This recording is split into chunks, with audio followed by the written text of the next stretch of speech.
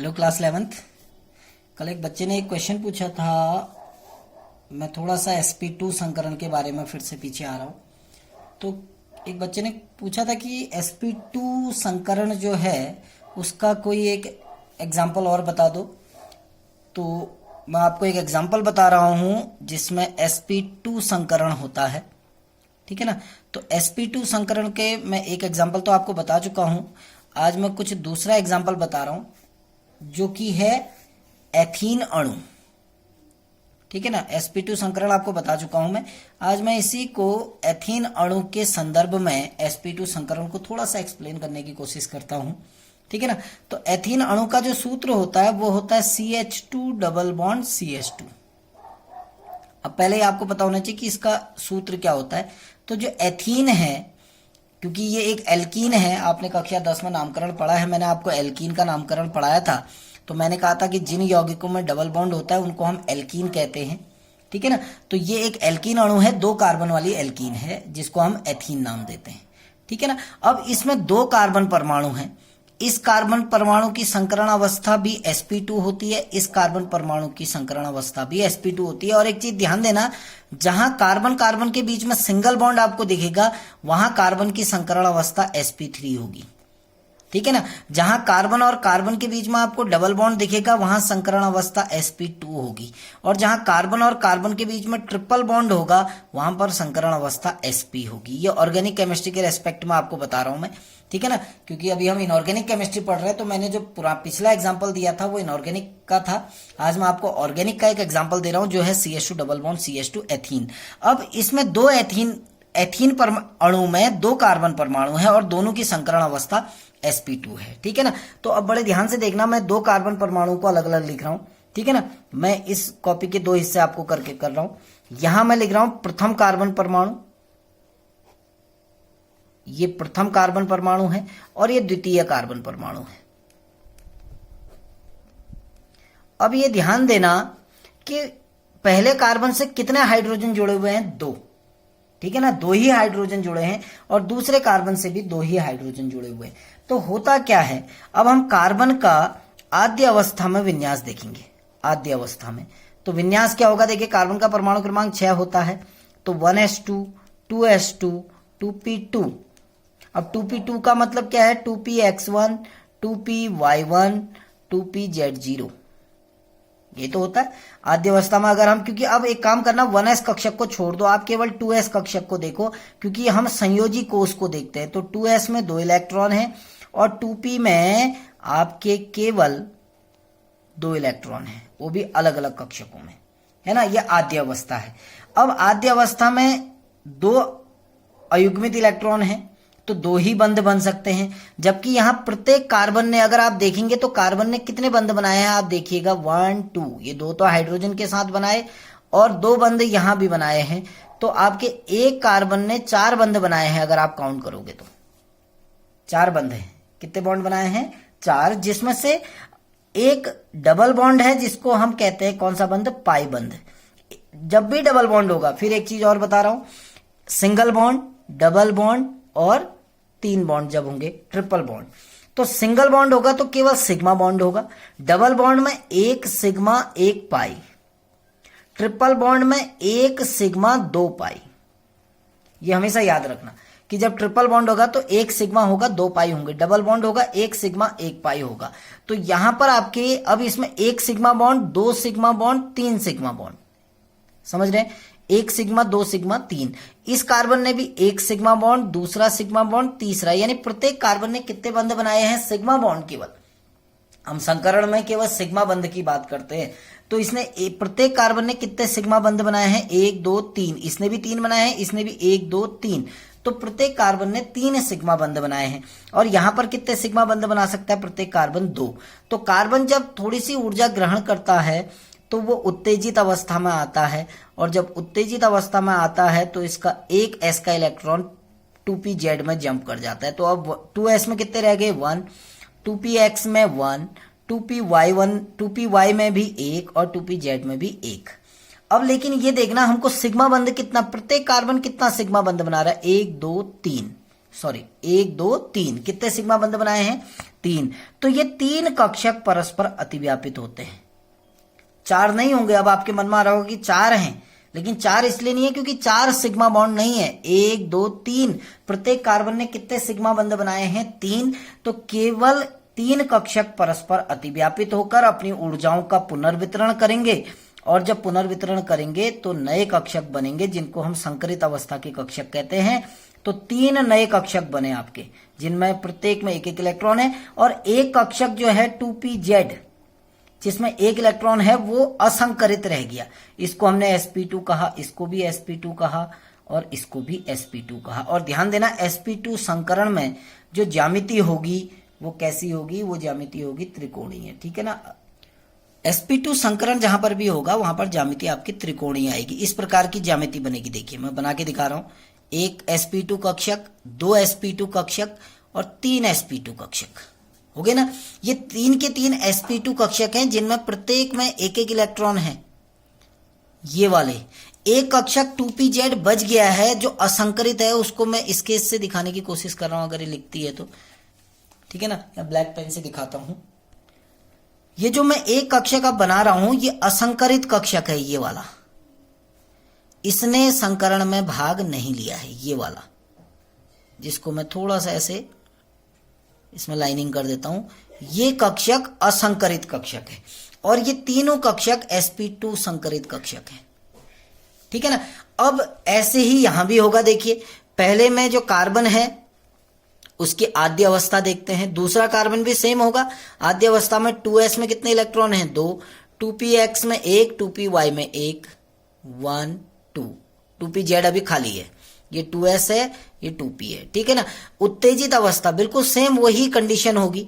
उत्तेजित अवस्था में क्या होगा? एक इलेक्ट्रॉन जंप कर जाएगा 2pz में, तो 2s में कितने इलेक्ट्रॉन हो गए? 1 और 2px में भी 1, 2py में भी 1, 2pz में भी 1 हो गया ना। अब दूसरे कार्बन ने कितने सिग्मा बंध बनाए हैं? 1 2 3। तो इसके भी कितने कक्षक संकरित होंगे? 3 कक्षक। ये एक कक्षक यहां भी असंकरित रह जाएगा। तो तीसरी अवस्था आती है संकरित अवस्था। संकरित अवस्था में हमें 3 नए कक्षक मिलेंगे, और इन तीनों कक्षकों को sp2 संकरित कक्षक कहा जाएगा। प्रत्येक का नाम sp2 संकरित कक्षक होगा, और एक कक्षक 2pz वाला आपका असंकरित रह जाएगा। ठीक है ना। अब बिल्कुल सेम संरचना यहां भी आएगी। देखिए ये कार्बन है, इसके 3 कक्षक आपके जो sp2 संकरित कक्षक है उनकी ज्यामिति त्रिकोणीय होगी। ये प्रत्येक में एक एक इलेक्ट्रॉन उपस्थित है ना। और एक कक्षक 2pz वाला असंकरित होगा। ये वाला, ये कक्षक आपका क्या है? 2pz कक्षक, जिसने संकरण में भाग नहीं लिया। हो गया ना। अब एथीन अणु का निर्माण कैसे होगा? देखो ये दोनों कार्बन के जो संकरित कक्षक है, देखिए ये पहला, ये दूसरा, ये तीसरा। पहला कार्बन, दूसरे कार्बन का जो ये एक sp2 संकरित कक्षक है, ये दूसरे कार्बन के sp2 संकरित कक्षक से अतिव्यापित होता है। 2 इलेक्ट्रॉन हो गए देखिए। और जो 2 कक्षक आपके बचे हुए हैं, ये इनमें एक एक इलेक्ट्रॉन है। ये हाइड्रोजन के साथ अतिव्यापित होगा। पहला हाइड्रोजन, ये दूसरा हाइड्रोजन, ये तीसरा हाइड्रोजन, ये चौथा हाइड्रोजन आपका। तो 4 हाइड्रोजन परमाणु। आप देखिए प्रत्येक कार्बन से कितने हाइड्रोजन है? 2। इस कार्बन से 2 हाइड्रोजन, इस कार्बन से भी 2 हाइड्रोजन। अब आप ये देखना कि जो एक कक्षक जो बच गया है, ये जिसको हमने 2pz कक्षक कहा है, प्रत्येक कार्बन के पास एक एक असंकरित कक्षक है जिसको हमने 2pz नाम दिया है। ये पार्श्व रूप से अतिव्यापित होते हैं। पार्श्व, देखो ये अक्षीय अतिव्यापन हो रहा है, हेड टू हेड, इसका हेड इसका हेड, तो ये सिग्मा बॉन्ड बना।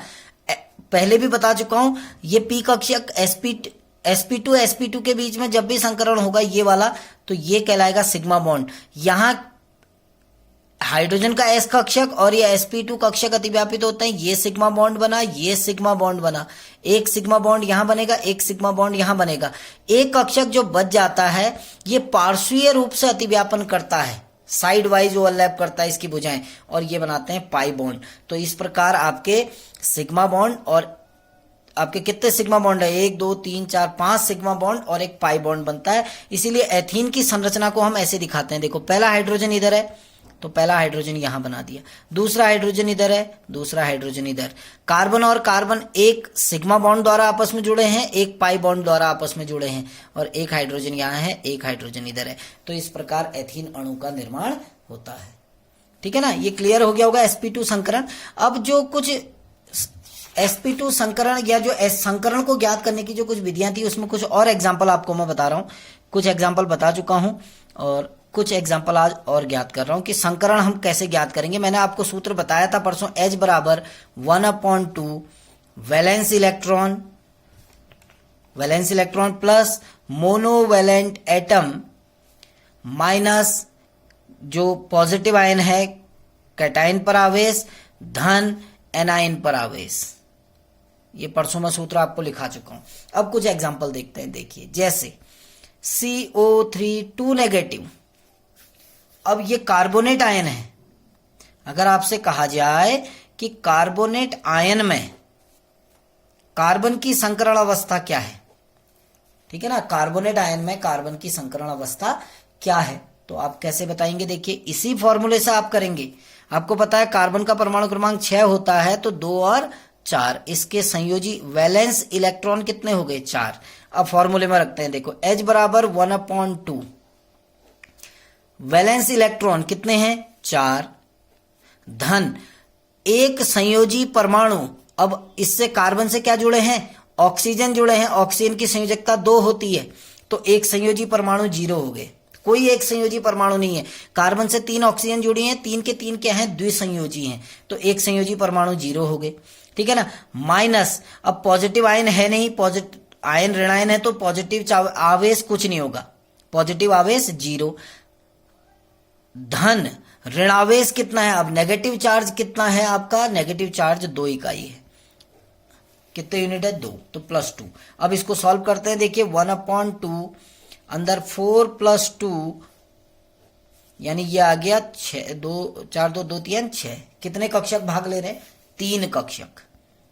कुल कक्षक कितने भाग ले रहे हैं, 3 कक्षक भाग ले रहे हैं। तो जब 3 कक्षक भाग लेंगे, एक S का होगा, 2 P के होंगे, तो संकरण कौन सा हो गया, sp2 संकरण हो गया। ज्यामिति क्या हो जाएगी, त्रिकोणीय ज्यामिति होगी।